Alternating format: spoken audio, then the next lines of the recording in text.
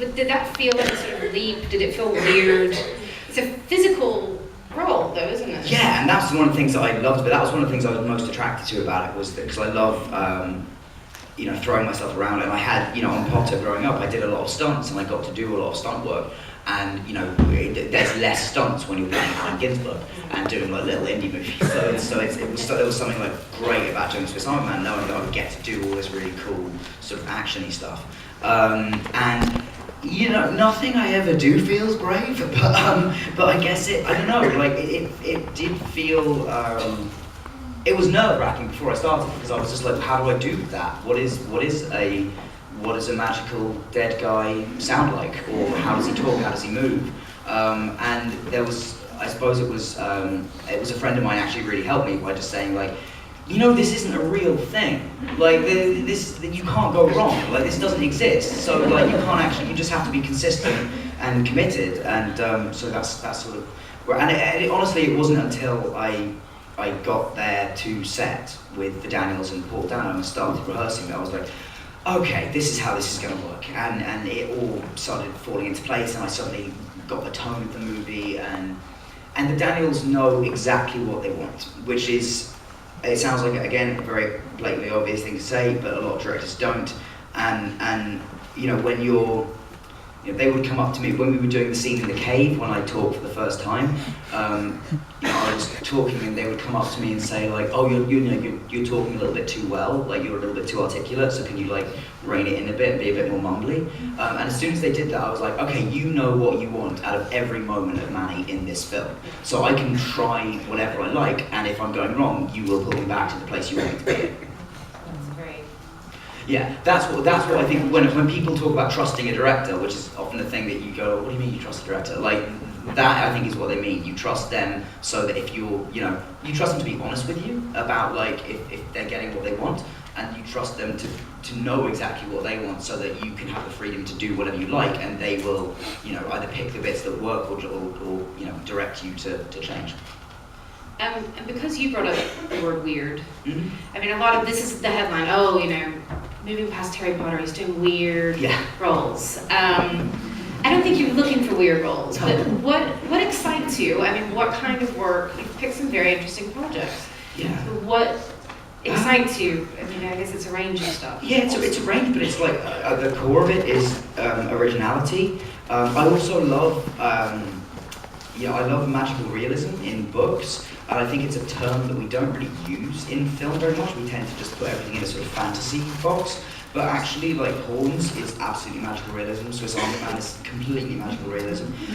So that's something that I read a lot of, and I think I'm attracted to it in film because it's a film, so we don't have to be like real life. That's the joy of it. We can do whatever we like. If and actually, Swiss Army Man is a testament to the fact that you can literally write a film about whatever you like. If it's good enough, it doesn't matter.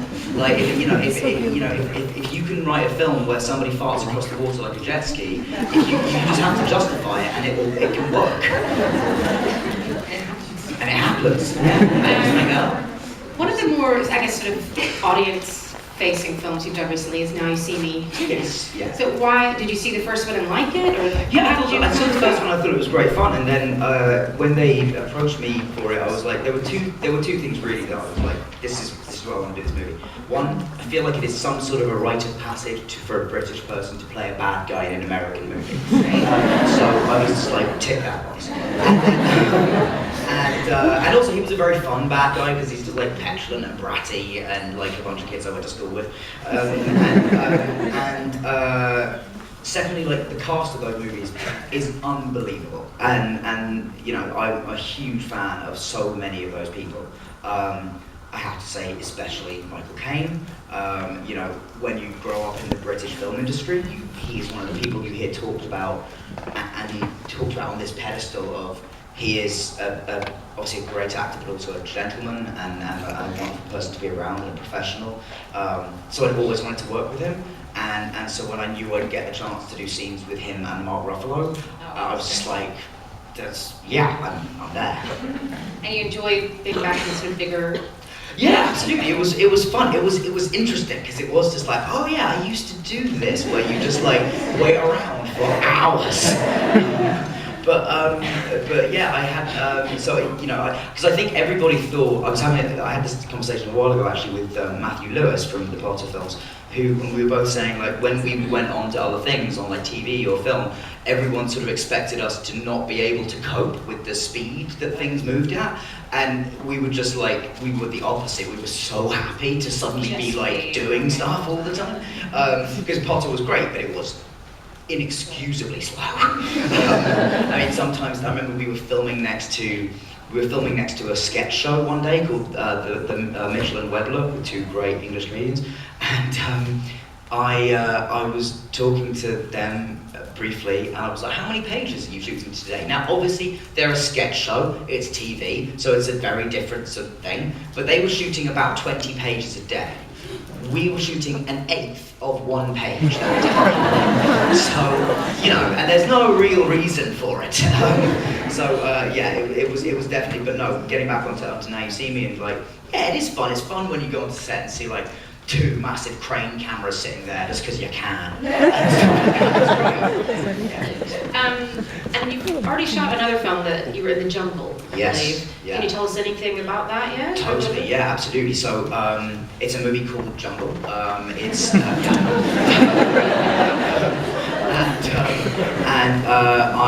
play a guy called Yossi Ginsberg, who's a real person. This is a true story.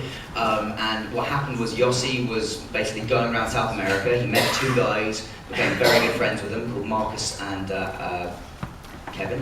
Yes, Marcus, I was saying Marcus and Alex, but Alex played Kevin. So yeah, Marcus and Kevin, and they met another guy, a sort of older man, Austrian guy called Carl, who basically said like, if you can either have a typical touristy holiday, or I can take you into the jungle and I can show you the real jungle.